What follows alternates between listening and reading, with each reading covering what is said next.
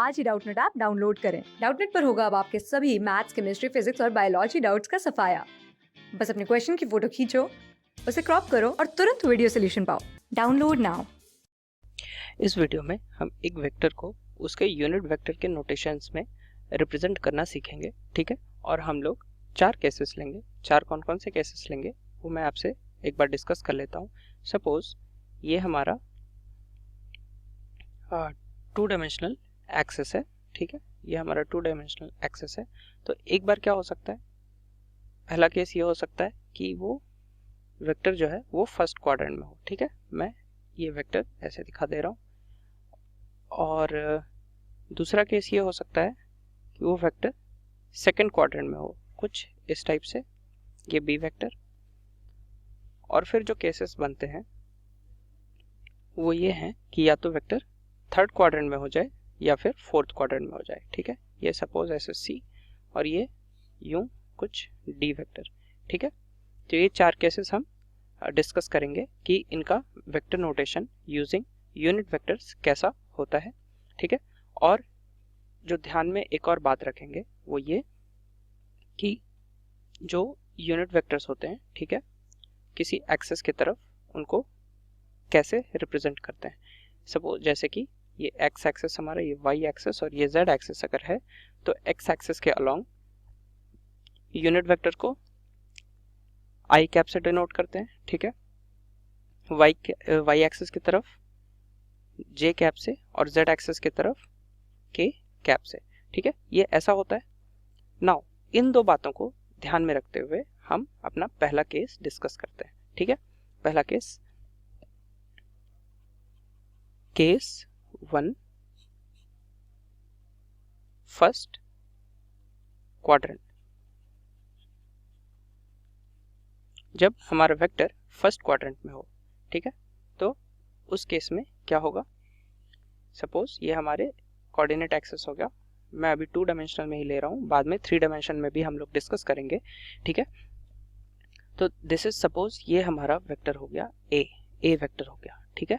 और ये हमारे एक्स एक्सिस से एक थीटा एंगल बना रहा है, ठीक है। तो अब इसको जब कंपोनेंट्स में ब्रेक करेंगे, एक तो सबसे पहले पैरेलल शिफ्टिंग से, ठीक है। पैरेलल शिफ्टिंग से यानी कि इसके मैग्नीट्यूड और डायरेक्शन को सेम रखते हुए हम इसको इस प्लेन में कहीं भी शिफ्ट करा सकते हैं इस वेक्टर को, ठीक है। तो मैं क्या कर रहा हूँ, जस्ट फॉर द कन्वीनियंस, ठीक है, जस्ट फॉर द कन्वीनियंस कि आप लोग विजुअलाइज कर सकें, मैं इसको शिफ्ट करके ओरिजिन पे ले आ रहा हूँ, ठीक है। ये मैं इसको ओरिजिन पे ले आया, ठीक है। ये अभी भी थीटा एंगल बना रहा है एक्स एक्सिस के साथ। अब हम इसको कंपोनेंट में ब्रेक करेंगे, ठीक है। हमने कंपोनेंट में ब्रेक करना सीखा था। कैसे सीखा था। सपोज जो एक्स एक्सिस पे उसका कंपोनेंट होगा वो क्या होगा, वो सपोज मैं यहाँ पे नेमिंग कर दे रहा हूँ, ये ओ है, ये सपोज ए है, ठीक है, एंड दिस इज बी, ठीक है। तो इसका जो एक्स एक्सिस का कंपोनेंट होगा वो ये लेंथ होगी, ओ ए लेंथ होगी, ठीक है। और जो वाई कंपोनेंट होगा वो ये ओ बी लेंथ होगी, ठीक है, ये ओ बी लेंथ होगी। तो अब जो कंपोनेंट एक्सिस का अगर होगा तो उसको मैं रिप्रेजेंट कर रहा हूँ ए एक्स से, तो वो क्या हो जाएगा, ए कॉस थीटा, ठीक है, ए कॉस थीटा। अब यहाँ पे ध्यान में ये रखने वाली बात है कि ये जो है ए जो है वो ए वेक्टर का मैग्नीट्यूड है, ठीक है, और थीटा एंगल है, यानी कि ए एक्स जो है वो बस मैग्नीट्यूड है, ठीक है। अब लेकिन वेक्टर के पास मैग्नीट्यूड के साथ साथ डायरेक्शन भी होता है। यहाँ पे क्या हमारा हेल्प क्या करता है, हमारा हेल्प यहाँ पे यूनिट वेक्टर्स करते हैं, ठीक है।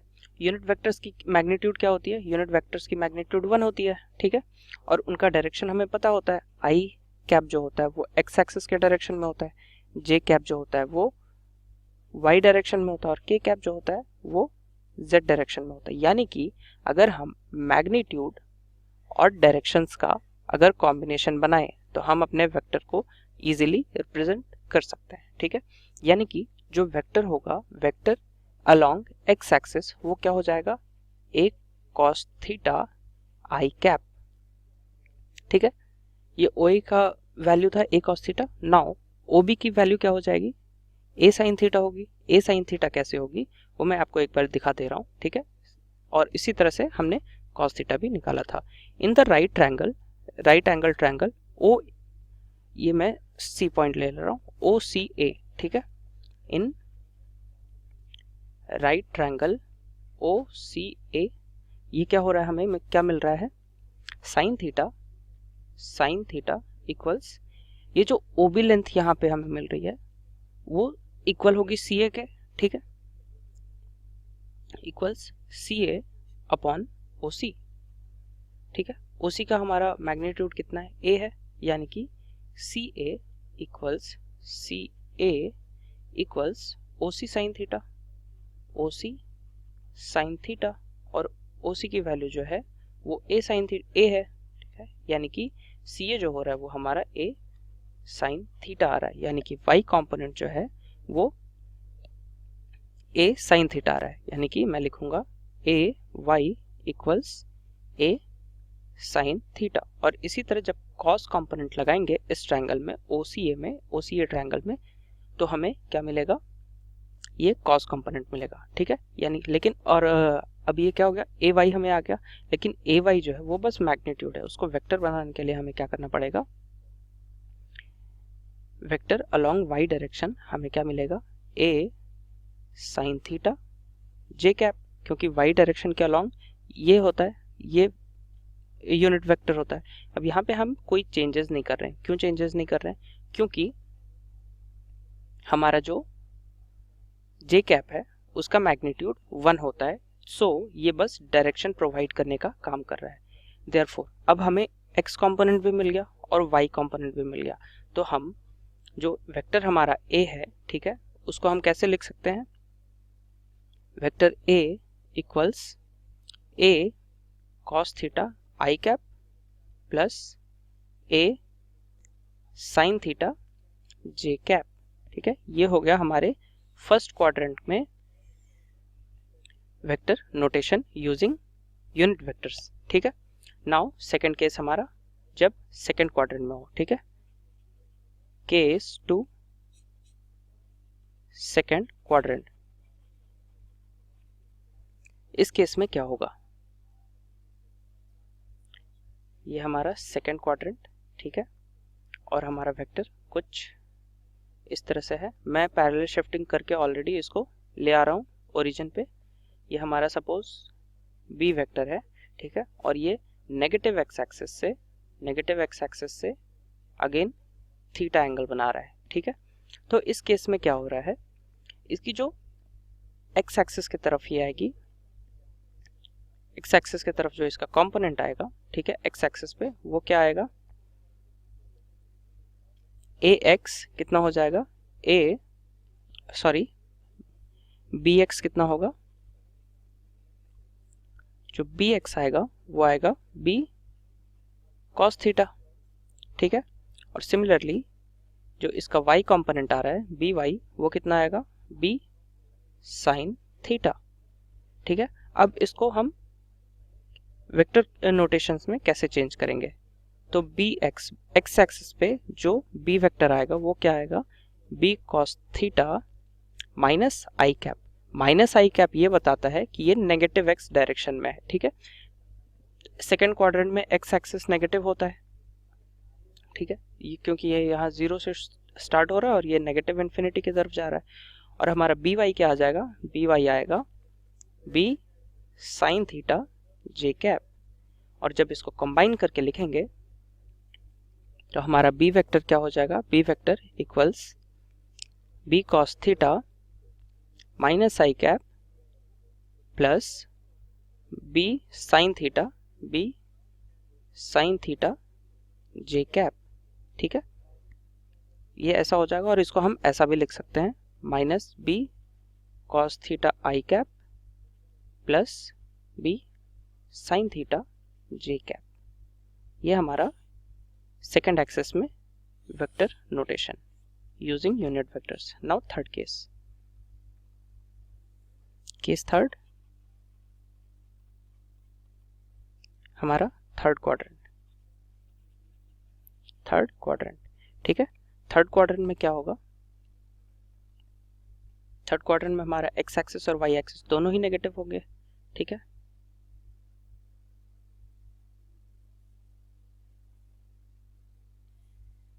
कुछ इस तरह से। और ये सपोज ये हमारा वेक्टर है, ये हमारा वेक्टर सी है, ठीक है। और ये एक्स एक्सिस से थीटा एंगल्स बना रहा है। अगेन हमारा क्या हो जाएगा, सी एक्स जो हमारा आएगा वो आ जाएगा mod of C. Mod of C मैंने सी का मैग्नीट्यूड लिया है कॉस थीटा, ठीक है। ये कभी कभार सी का जो मैग्नीट्यूड है वो मॉड सी में भी हो सकता है, कभी बिना मॉड के भी हो सकता है, ठीक है। और सी वाई कितना आ जाएगा, C Y equals mod of C sine theta. तो अब सी एक्स कॉम्पोनेंट मतलब एक्स डायरेक्शन में सी वेक्टर क्या होगा, सी एक्स ये हो जाएगा हमारा mod C cos theta minus I cap, और सी वाई हो जाएगा, सी वाई वेक्टर हो जाएगा हमारा mod C sine theta minus J cap, ठीक है। तो अब जब वेक्टर को सी वेक्टर को हम रिप्रेजेंट करेंगे तो सी वेक्टर को हम कैसे रिप्रेजेंट करेंगे, C vector equals C cos theta minus I cap plus C cos theta minus J cap, ठीक है। यहाँ पे ध्यान में रखने वाली बात है कि ये जो सी हो या फिर मॉड सी हो, दोनों का मतलब यही होता है कि सी का हम मैग्नीट्यूड ले रहे हैं, ठीक है, मैग्नीट्यूड ले रहे हैं। और फिर फाइनली इसको हम इस तरह से लिख सकते हैं minus C cos theta I cap minus C cos theta J cap. So this is the required vector notation in the third quadrant. Moving further, हमारा आखिरी केस फोर्थ क्वाड्रेंट का आता है। फोर्थ क्वाड्रेंट में फोर्थ क्वाड्रेंट हम बनाते हैं।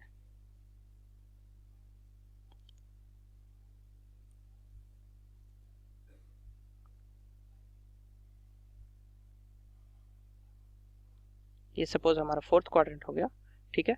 और ये हमारा सपोज वेक्टर ये हो गया हमारा डी, ठीक है। अगेन ये एक्स एक्सिस के साथ थीटा एंगल बना रहा है। इस बार मैंने आपके विजुअलाइजेशन के लिए इसकी पैरेलल शिफ्टिंग नहीं की है, ठीक है, ताकि आप अभी तक 3 केसेस में यूज टू हो चुके हैं इसके पैरेलल नोटेशन से। नाउ जब इसका पैरेलल नोटेशन ना करें तब ये कैसा दिखेगा, ठीक है। तो ये अगेन ये हमारा एक्स एक्सिस है और ये नेगेटिव वाई एक्सिस है, ठीक है।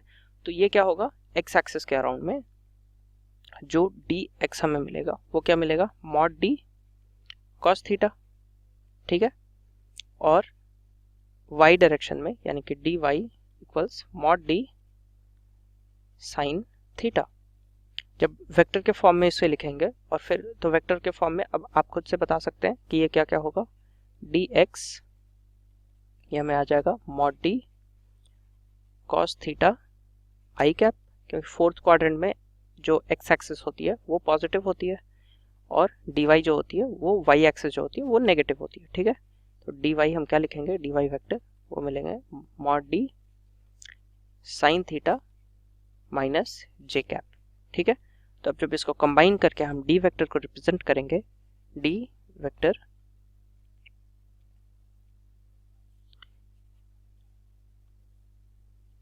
वेक्टर हमारा क्या आ जाएगा, mod D cos theta I cap minus mod D sine theta minus J cap, ठीक है। ये माइनस मैंने पहले से ऑलरेडी बाहर रखा है लेकिन फिर भी ठीक है, ये इस तरह से लिख सकते हैं। तो ये हमारा फिर से क्या हो जाएगा, D cos theta I cap minus D sine theta J cap. So this is the vectorial notation using unit vectors. Class 6 से 12 से लेके नीट, IIT, जेई मेंस और एडवांस के लेवल तक 10 मिलियन से ज्यादा स्टूडेंट्स का भरोसा। आज ही डाउनलोड करें डाउटनेट ऐप या व्हाट्सएप कीजिए अपने डाउट्स 8400 400 400 पर।